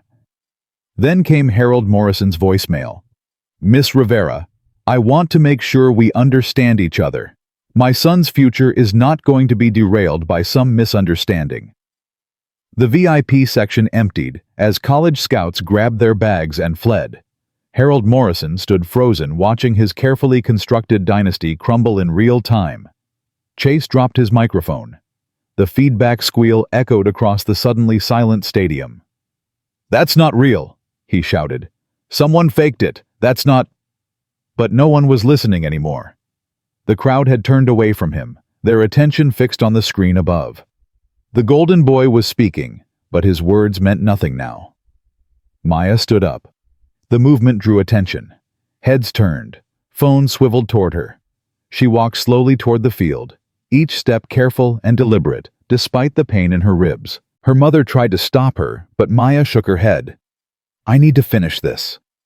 The crowd parted before her like water. 2,000 people watching as the girl from the video, still wearing her bruises like medals, walked toward the boy who had tried to break her. Chase saw her coming. His face went pale, then red, cycling through emotions too fast to track. Fear, rage, desperation, hatred. "You," he snarled. "You did this. I showed them the truth." Maya's voice carried across the silent field. "You did the rest. This is lies. All of it. You attacked me first. Is that why you beat a girl half your size while your friends held her down?" Maya gestured at the screen still playing above them. "Is that why your father threatened witnesses? Is that why 2 other girls transferred, rather than face your family's lawyers?" Chase's jaw worked, his hands clenched into fists at his sides. "You have no idea what you've done," he whispered. "I know exactly what I've done." Maya stopped 10 feet away from him, holding his gaze. "I ended you." For a moment, time seemed to stop. The crowd held its breath. The screen above continued its devastating loop. Then Chase charged. He crossed the distance between them in 3 strides, his fist already swinging. Maya saw it coming, read his intention in the tension of his shoulders and the fury in his eyes. She sidestepped. His punch sailed past her head. The crowd gasped. Chase spun, attacking again. Wild, sloppy, all emotion and no control. Maya blocked, dodged, retreated. Her ribs screamed with every movement. Her knee threatened to buckle. But she kept her stance, kept her guard, kept moving. "Fight back!" Chase screamed. "Stop running and fight!" "I don't need to fight you." Maya's voice was calm despite the pain. "You've already lost." Chase's next punch caught her in the shoulder. She stumbled, nearly fell. The crowd surged forward, unsure whether to intervene. Jake and Derek broke from the sidelines, rushing toward the fight. But Coach Randall's voice cut through the chaos. "Stop. Both of you, stop right there." The boys hesitated. "There are cameras everywhere," someone shouted. "Everyone's recording." It was true. Hundreds of phones pointed at the field, capturing every second. Chase looked around, finally understanding. Every person in this stadium was a witness. Every phone was evidence. If he continued, he would only be adding to his crimes. But understanding didn't mean accepting. He grabbed Maya's arm, yanking her close. His breath was hot on her face. "This isn't over," he hissed. "I don't care about the cameras. I don't care about witnesses. I'm going to destroy you." Maya looked him in the eye. "You already tried. I'm still standing." She pulled her arm free, stepped back, turned to face the crowd. 2,000 people stared at her in stunned silence. The girl they had ignored. The scholarship student they had dismissed. The victim they had blamed. "My name is Maya Thompson," she said, her voice carrying across the stadium. 3 weeks ago, I came to this school looking for a better education. What I found instead was a system that protects predators and silences victims. She pointed at the screen, still showing the damning footage. Chase Morrison attacked me in that hallway. His friends helped. And the administration covered it up just like they've covered up his behavior for years. She turned to face the VIP section where Harold Morrison stood frozen in shock. His father threatened witnesses, buried complaints, paid off families to keep them quiet. He thought his money and power made him untouchable. Maya's voice hardened. He was wrong. The crowd erupted, not in cheers for Chase, not in school spirit, in outrage, in revelation, in the sudden, overwhelming realization that everything they had believed about their golden boy and his family was a lie. Parents pulled out phones calling lawyers and journalists. Students surrounded Marisol, asking questions, offering apologies for years of silence. Teachers stood in stunned groups, unable to process what they were witnessing. Harold Morrison tried to leave, but a news crew blocked his path. Microphones thrust toward his face. Cameras rolled. Mr. Morrison, can you explain the voicemail threatening Marisol Rivera? What about the payments to families of other victims? Is it true your son has assaulted multiple students? Harold shoved past them without answering, his face a mask of barely controlled fury. He grabbed his son's arm. We're leaving, now. I'm not going anywhere, Chase snarled, yanking free. I'm not running from some charity case and her lies. It's not lies anymore. Harold's voice was raw. It's evidence. We need lawyers, damage control, a strategy. Strategy? Chase laughed bitterly. Look around, Dad. There is no strategy. She destroyed everything. Father and son stood in the middle of the field, surrounded by chaos they had created and could no longer control. Maya watched them from across the grass. She should have felt triumphant, vindicated, proud. Instead, she felt empty. The video was out. The truth was exposed. The Morrison dynasty was crumbling. But standing there on the field where she had nearly died, Maya realized that victory and healing were not the same thing. She turned and walked toward the exit. Maya! Diane ran to catch up with her. Maya? Where are you going? Home. Maya's voice was flat, exhausted. It's over. But the police will want a statement. The news crews want interviews. Everyone's asking. Tomorrow. Maya kept walking. Tonight I just want to go home. They drove in silence through the Georgia night. Maya stared out the window at the passing streetlights, her reflection a ghost on the glass. Are you okay, baby? Diane asked quietly. I don't know. Maya's voice was honest, raw. I thought I would feel different. I thought exposing him would feel like winning. What does it feel like? Maya was quiet for a long moment. It feels like the beginning, she finally said. Not the end. They pulled into their driveway at 9:47 p.m. The house was dark, quiet, normal, as if the world hadn't just shifted on its axis. Maya climbed out of the car and stood in the driveway, breathing in the cool night air. Her ribs ached. Her face throbbed. Every muscle in her body screamed for rest. Her phone buzzed. Unknown number. You showed up at the rally. Impressive. But you didn't come to the gym like you promised. That's disappointing. I'm still here. Waiting. Just you and me. No witnesses, no cameras. Let's finish this properly. Maya stared at the message. Baby. Diane's voice came from behind her. What is it? Maya's thumb hovered over the reply button. Every rational thought told her to ignore it, to go inside, to lock the door and wait for the police to do their job. But Chase Morrison had tried to destroy her. He had beaten her, threatened her, made her feel small and powerless and afraid. And he was still out there, still free, still refusing to accept that he had lost. Maya, Diane's voice sharpened. What's wrong? He's at the gym. Maya's voice was distant. Waiting for me. Then we call the police. We don't. The police won't get there in time. Maya turned to face her mother. And even if they do, they'll just take him in for questioning. His lawyers will have him out by morning. So let the system work. You've done enough. The system protected him for years. Maya shook her head slowly. The system let him hurt Marisol. Let him hurt those other girls. Let him hurt me. Her voice hardened. I'm done waiting for the system. You're going to fight him. It wasn't a question. Maya nodded. I'm going to end this. Diane's face cycled through a dozen emotions. Fear, anger, pride, resignation. When she spoke, her voice was barely above a whisper. Then I'm driving. The school parking lot was empty when they arrived at 10:23 p.m. The stadium lights had been shut off. The crowds had dispersed. Only a few scattered cars remained, their owners long gone. Maya opened the car door. Wait here. Maya. Please, Mom. Maya's voice was gentle but firm.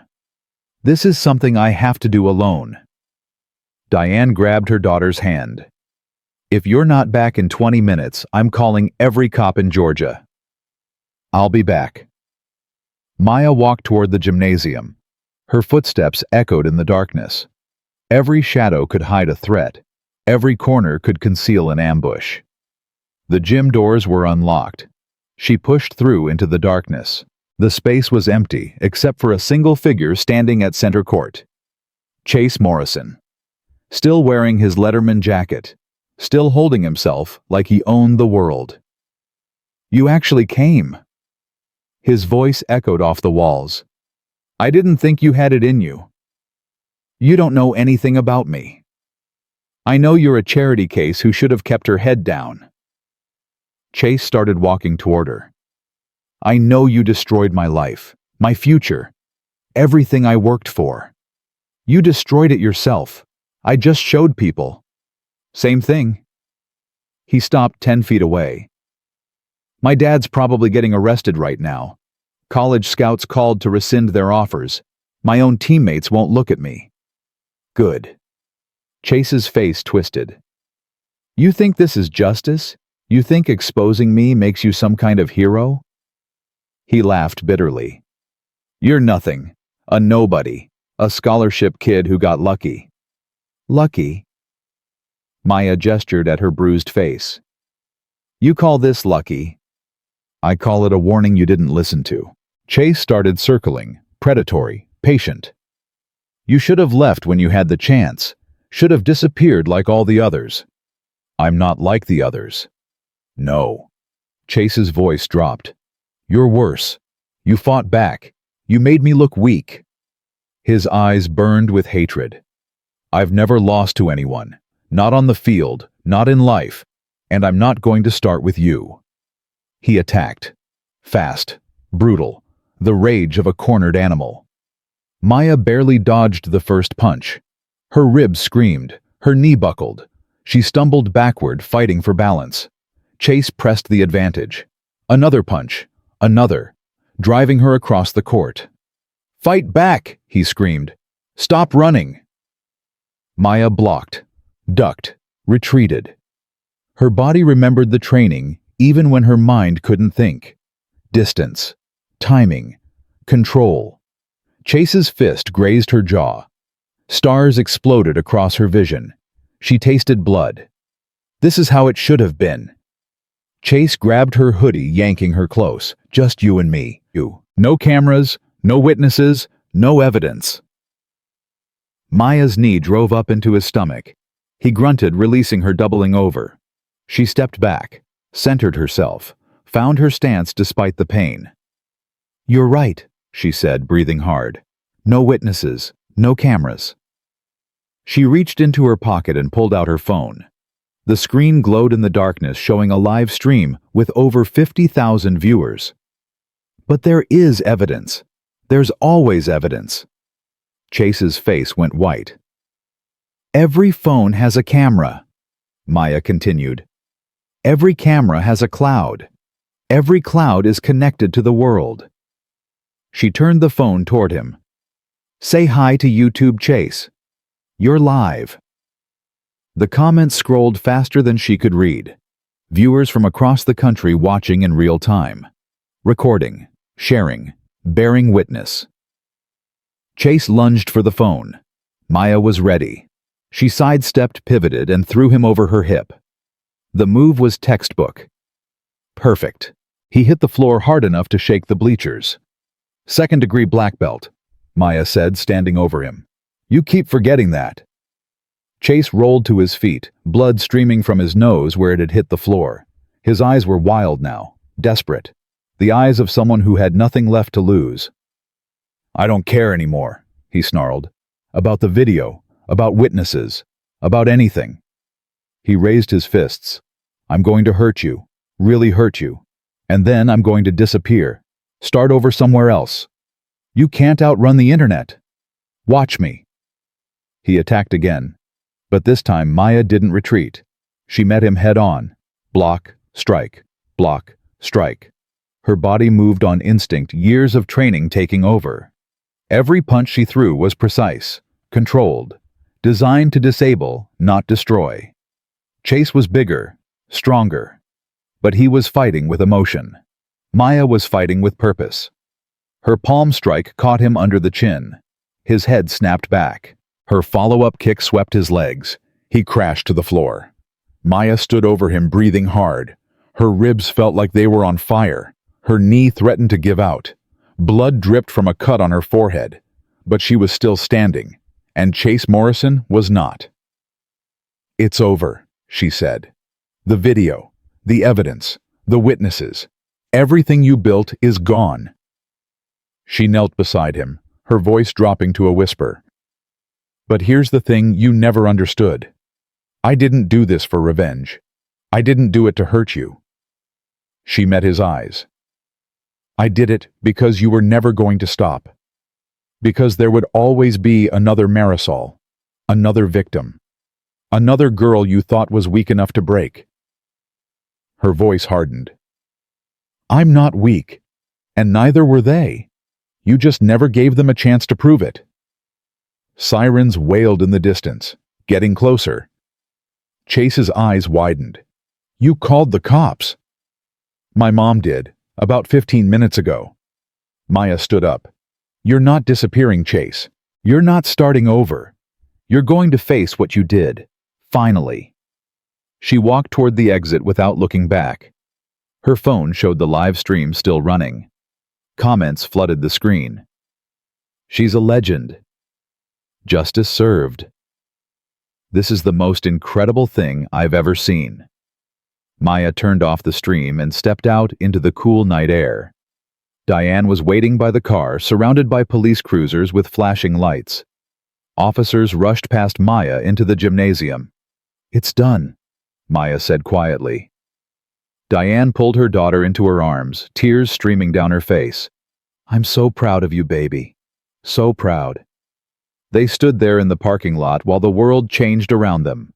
Police radios crackled with updates. News vans arrived with cameras rolling. Students and parents gathered at the perimeter drawn by the commotion. And in the gymnasium behind them, Chase Morrison was finally irrevocably facing the consequences of his actions. The night was far from over. There would be statements, interviews, legal proceedings that would stretch for months or years. But standing in her mother's arms, Maya felt something she hadn't felt since she first walked through Westbrook's doors. Peace. The police station smelled of stale coffee and old paper. Maya sat in an interview room at 11:47 p.m., her hands wrapped around a lukewarm cup of water. Across the table, Detective Warren studied her with an expression she couldn't quite read. Let me make sure I understand this correctly. He flipped through his notes. You went to the gymnasium knowing Chase Morrison would be there, knowing he had already assaulted you once, alone. I wasn't alone. Maya's voice was hoarse from exhaustion. 50,000 people were watching. The live stream. Detective Warren shook his head slowly. That was either brilliant or incredibly reckless. It was necessary. Why?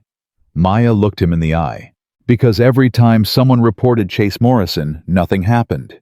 Every time evidence was presented, it disappeared. Every time a victim spoke up, she was silenced. Her jaw tightened. I wasn't going to be silenced. Not by him. Not by his family. Not by anyone. Detective Warren was quiet for a long moment. Then he closed his notebook. Chase Morrison has been arrested. Assault, battery, criminal threatening. The DA is reviewing additional charges based on the testimony of Marisol Rivera and other victims who have come forward in the last few hours. Maya's heart stuttered. Other victims. 3 more since the video went viral, all telling similar stories, all naming Chase Morrison.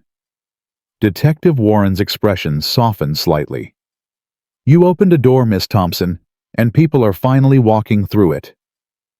The door to the interview room opened. Diane rushed in, followed by a woman in a sharp business suit. Maya, this is Lisa Martinez. Diane's voice was tight with emotion. She's a civil rights attorney. She wants to help us. Lisa Martinez extended her hand. Her grip was firm, confident. I've been following your case since the first video posted. What you've done, what you've endured, it's remarkable. I just told the truth. Sometimes that's the bravest thing anyone can do. Lisa sat down across from Maya. I want to represent you. Pro bono. Against the school. Against the Morrisons. Against everyone who enabled this abuse to continue for years. Why? Because I was Marisol once.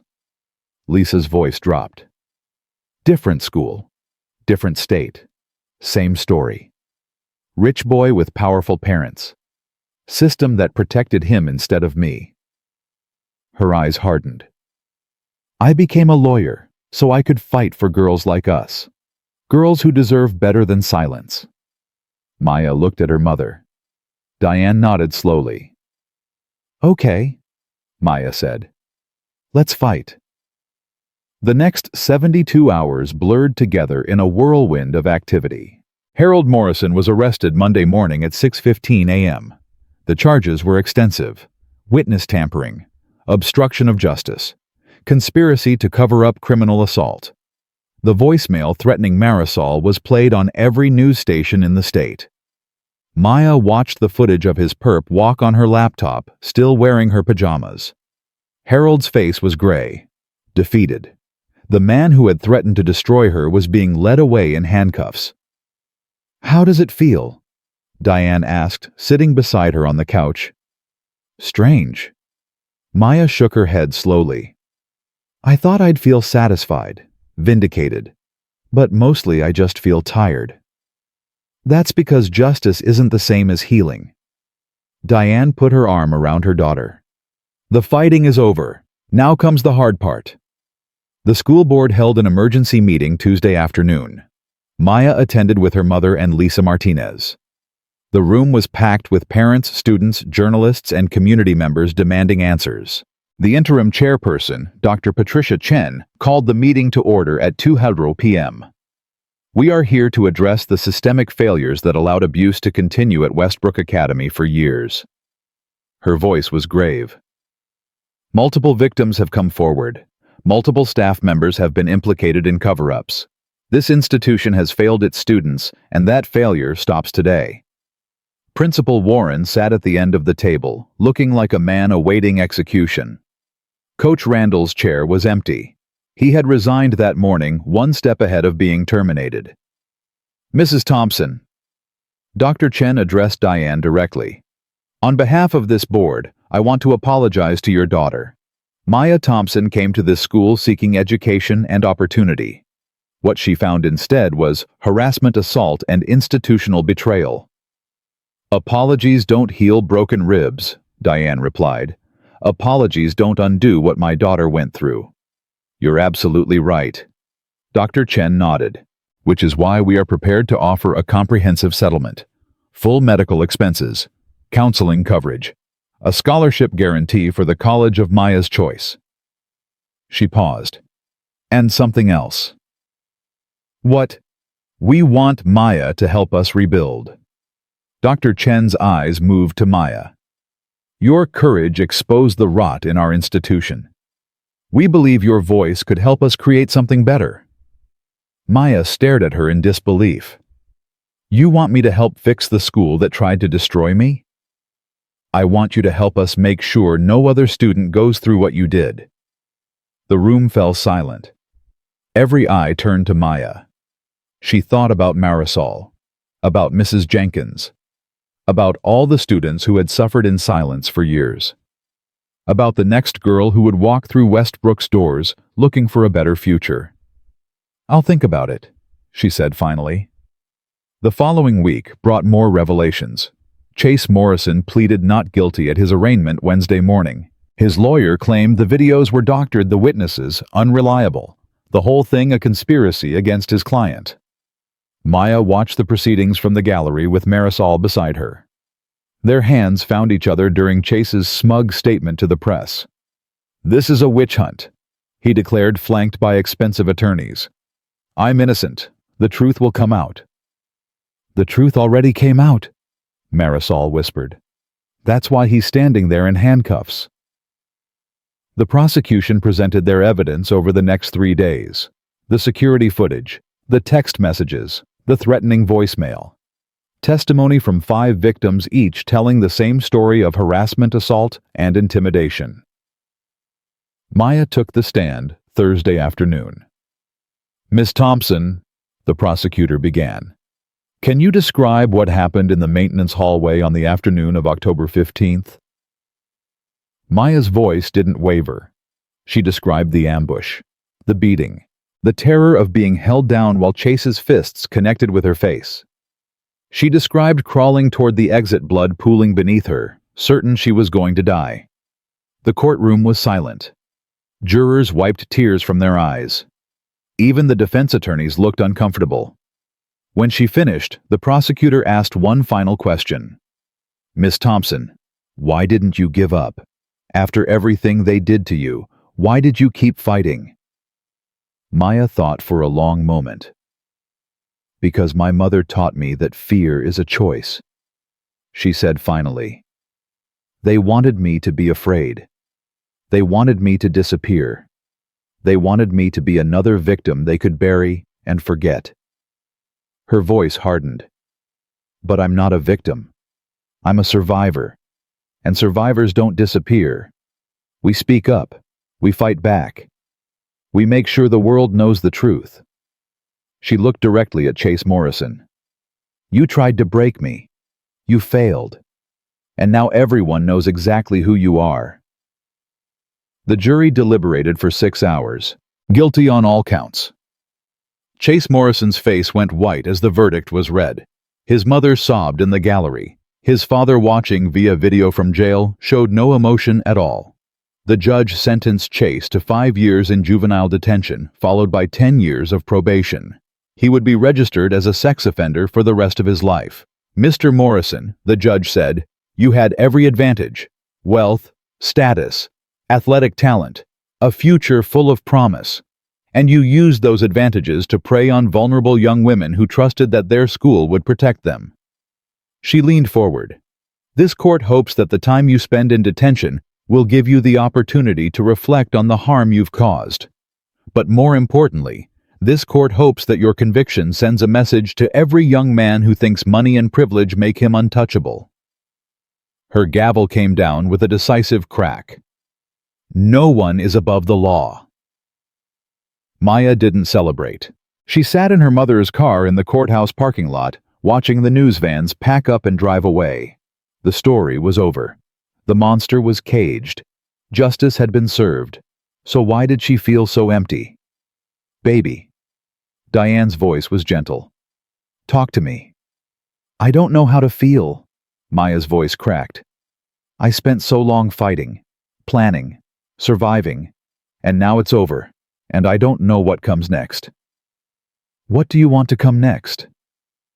Maya was quiet for a long time. "I want to feel normal again," she said finally. "I want to go to school without looking over my shoulder. I want to make friends who don't know me as the girl from the videos. I want to be more than what happened to me." Diane reached over and took her daughter's hand. "Then that's what we'll work toward. one day at a time. The fall semester ended with Maya still enrolled at Westbrook Academy. The school had changed. Confederate plaques removed from the walls. New security cameras covering every corner. Mandatory training for all staff on recognizing and reporting abuse. A new principal who actually answered when students knocked on her door. Dr. Chen had made good on her promise. Maya served on the Student Advisory Board, helping draft new policies and procedures. It wasn't easy. Some students still blamed her for destroying Westbrook's reputation. Others treated her like a celebrity, which was almost worse. But slowly, gradually, things started to feel different. One morning in late November, Maya was walking to first period when a freshman girl stopped her in the hallway. "You're Maya Thompson, right?" Maya braced herself. "Yeah. I just wanted to say thank you." The girl's voice was barely above a whisper. "My older sister went here 3 years ago. Something happened to her. She never told anyone. But when she saw your videos, she finally talked about it." Tears welled in her eyes. "She's getting help now, because of you." Maya didn't know what to say. "I'm sorry about your sister." "Don't be sorry." The girl shook her head. "Be proud. You gave her voice permission to exist." She walked away, leaving Maya standing in the middle of the crowded hallway with tears streaming down her face. Winter break arrived with a blanket of unexpected snow. Maya stood at her bedroom window at 7:23 a.m. on December 21st, watching the white flakes drift down from a gray sky. Her bruises had finally faded. Her ribs had healed. The nightmares came less frequently now, though they hadn't disappeared entirely. Her phone buzzed. A text from Marisol. "Coffee. Same place as before." Maya smiled. Over the past 2 months, she and Marisol had become friends. Real friends. The kind forged in shared trauma and tempered by mutual survival. "Be there in an hour." Java House was warm and crowded when Maya arrived. Marisol was already waiting at their usual table in the back corner, 2 steaming cups in front of her. "Merry almost Christmas," Marisol said as Maya sat down. "Merry almost Christmas to you too." They talked about nothing important for a while. Classes, holiday plans. The boy Marisol had started seeing a quiet engineering student who treated her like she was precious. Then Marisol's expression grew serious. "I got accepted to Berkeley." Maya's eyes widened. "Marisol? That's amazing. Full scholarship, pre-law program." Marisol's voice trembled slightly. "A year ago, I thought my life was over. I thought I'd never go to college, never have a future, never be anything except the girl Chase Morrison threw away. And now I'm going to be a lawyer." Marisol's chin lifted. "I'm going to spend my life fighting for girls like us. Making sure what happened to me, what happened to you, never happens to anyone else." Maya reached across the table and squeezed her friend's hand. "You're going to be incredible." "So are you." Marisol squeezed back. "Have you decided about next year?" Maya had received acceptance letters from 12 colleges. Harvard, Yale, Stanford. Every school that had heard her story wanted to claim her as their own. "I'm going to Georgetown," she said. "Pre-law, with a minor in criminal justice." Marisol's face split into a grin. "So we're both going to be lawyers." "Someone has to fix the system." Maya smiled back. "Might as well be us." They talked until the coffee shop closed, making plans that felt impossible and inevitable all at once. When they finally said goodbye in the parking lot, Marisol hugged Maya tight. "Thank you," she whispered, "for everything." "You don't have to thank me." "Yes, I do." Marisol pulled back her eyes bright with tears. "You gave me back my voice. You made me believe I could be more than what he did to me." She paused. "You saved my life, Maya. I'll never forget that." Christmas morning dawned bright and cold. Maya woke to the smell of her mother's famous cinnamon rolls and the sound of old R&B playing from the kitchen. She lay in bed for a moment, just breathing. A year ago, she had been preparing to start at Westbrook Academy. Nervous, hopeful, completely unaware of what awaited her. Now she was different, stronger, scarred in ways that would never fully heal, but also forged into something harder, something that couldn't be broken. She got up and padded to the kitchen. Diane stood at the stove, humming along to the music. When she saw Maya, her face lit up with a smile that made everything worthwhile. "Merry Christmas, baby." "Merry Christmas, Mom." They ate breakfast together, exchanging small gifts they had carefully saved for. A new watch for Diane. A vintage vinyl record for Maya. Simple things made precious by the love behind them. After breakfast, Diane handed Maya an envelope. "This came yesterday. I wanted to wait until today to give it to you." Maya opened it. Inside was a formal letter from the Georgia State Legislature. "The Marisol Rivera and Maya Thompson Act," Diane explained. "They're naming the new anti-bullying legislation after you. Both of you. It requires schools to report all harassment claims to an independent board, mandates training for staff, creates real consequences for institutions that cover up abuse." Maya's hands trembled as she read the letter. "This is because of what happened to us.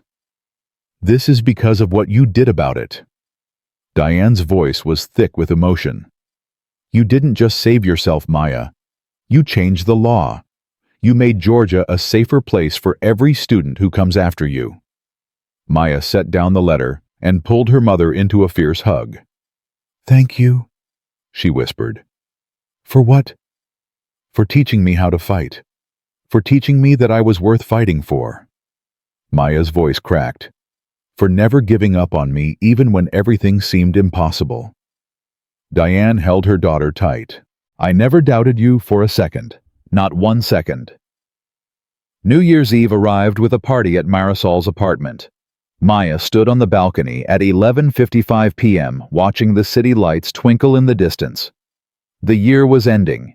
A new one was about to begin. She thought about everything that had happened since September. The harassment, the violence, the fear, the fight, the victory. The healing that was still ongoing and might never be complete. She thought about Chase Morrison locked away in juvenile detention. About Harold Morrison awaiting trial. About Coach Randall disgraced and unemployable. About Principal Warren who had resigned in shame. She thought about Mrs. Jenkins, who had risked everything to help a girl she barely knew. About Marisol, who had found the courage to speak her truth. About all the other victims who had come forward, their voices joining together into a chorus that couldn't be ignored. She thought about her mother, her rock, her teacher, her greatest defender. "Hey!" Marisol appeared beside her. "You okay?" "Just thinking." "About what?" Maya was quiet for a moment. "About how different everything is. A year ago, I was nobody. Just another black girl trying to survive in a world that didn't want her. And now you're Maya Thompson." Marisol smiled. "The girl who took down Westbrook Academy. The girl who changed the law. The girl who showed everyone that one voice can make a difference." "I didn't do it alone. No one ever does." Marisol linked her arm through Maya's. "That's the point. That's what they never understand. They think power comes from money, from status, from being able to silence anyone who challenges you." She shook her head. "But real power comes from connection, from community, from people who stand together and refuse to be silenced." Inside, someone started the countdown. 10:08. Maya and Marisol turned to face the city. 6:5. Fireworks began exploding in the distance, painting the sky with color. 4, 3, 2. Maya closed her eyes and made a wish. One happy new year.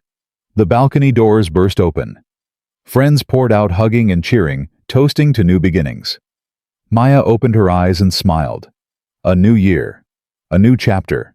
A new chance to become whoever she wanted to be.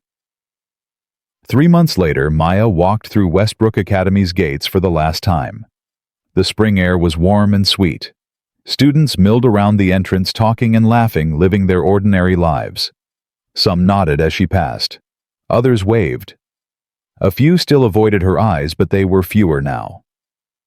Maya made her way to her old locker. The metal was clean now, no trace of the slurs and threats that had once decorated it. She opened it one final time and found it empty except for a single folded note. She opened it. "Thank you for being brave. Because of you, I told someone what my boyfriend was doing. He's gone now. I'm safe. You probably don't know who I am, but I'll never forget you. A friend." Maya's eyes blurred with tears. This was why she had fought. Not for herself, not for revenge. For the anonymous girl who wrote this note. For all the anonymous girls who would never have to suffer in silence because Maya Thompson had refused to stay quiet. She tucked the note into her pocket and closed the locker for the last time. Mrs. Jenkins found her in the hallway near the maintenance wing. "I heard you're graduating early," the older woman said. "Heading off to Georgetown." "That's the plan." Mrs. Jenkins smiled, her weathered face creasing with warmth. "I knew you were special the first day I saw you.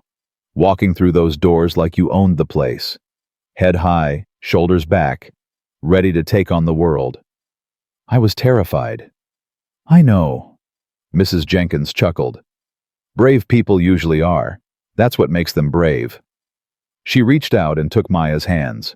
"You go out there and change the world, child. God knows it needs changing. I couldn't have done any of this without you." "Yes, you could have." Mrs. Jenkins shook her head. "I just opened a door. You're the one who walked through it." They hugged in the empty hallway. Two women from different generations connected by courage and conviction.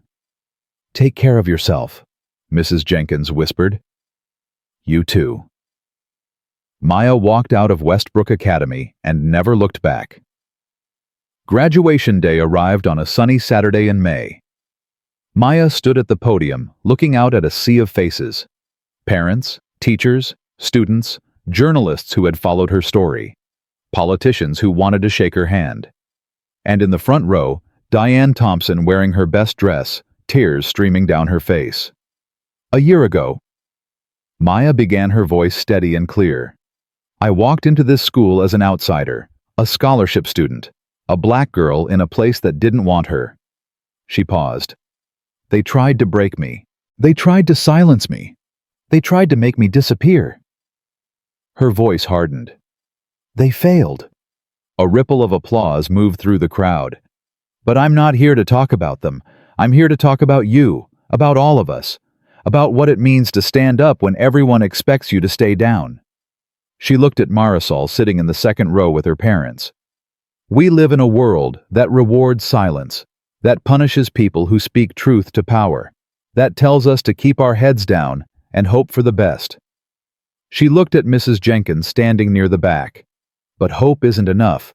Hope without action is just wishful thinking. If we want a better world, we have to build it. One voice at a time, one act of courage at a time, one refusal to be silenced at a time." She looked at her mother. "Someone once told me that fear is just information. It tells you what matters." They were right. I was afraid every single day at this school. Afraid of being hurt.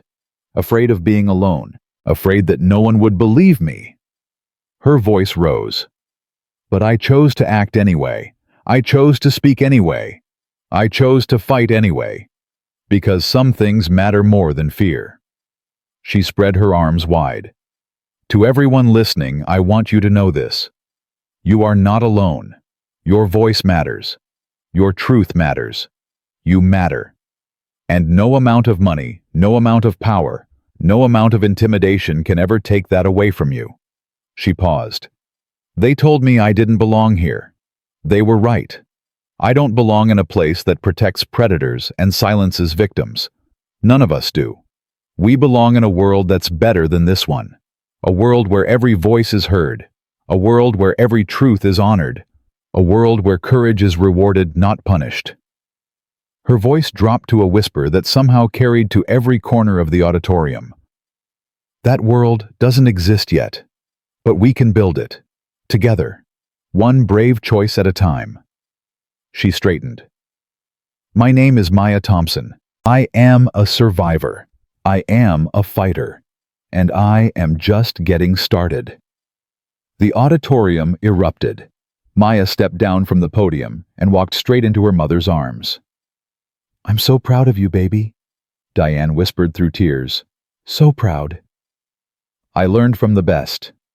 They held each other while the applause continued. Marisol joined them. Then Mrs. Jenkins. Then students Maya barely knew thanking her, congratulating her, telling her what her courage had meant to them.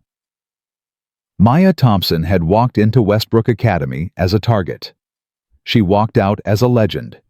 But more importantly, she walked out knowing exactly who she was and what she was capable of. She was a survivor who had become a warrior. She was a victim who had become a voice. She was a girl who had been told she didn't belong and who had responded by changing the world. And she was just getting started. The sun was setting as Maya and Diane drove away from Westbrook Academy for the last time. Maya watched the marble columns shrink in the rearview mirror until they disappeared entirely. No regrets? Diane asked. Maya thought about the question, about everything she had lost, everything she had gained, everything that had been taken from her, and everything she had fought to reclaim. No, she said finally. No regrets. Diane smiled. Good. They drove in comfortable silence toward their future. Maya Thompson had proven something that bullies and cowards have never understood and never will. You can knock someone down. You can hurt them. You can try to break them. But you cannot destroy someone who refuses to be destroyed. You cannot silence someone who refuses to be silent. And you cannot defeat someone who has already decided that they would rather die on their feet than live on their knees. Maya Thompson had made that choice, and in making it, she had changed everything.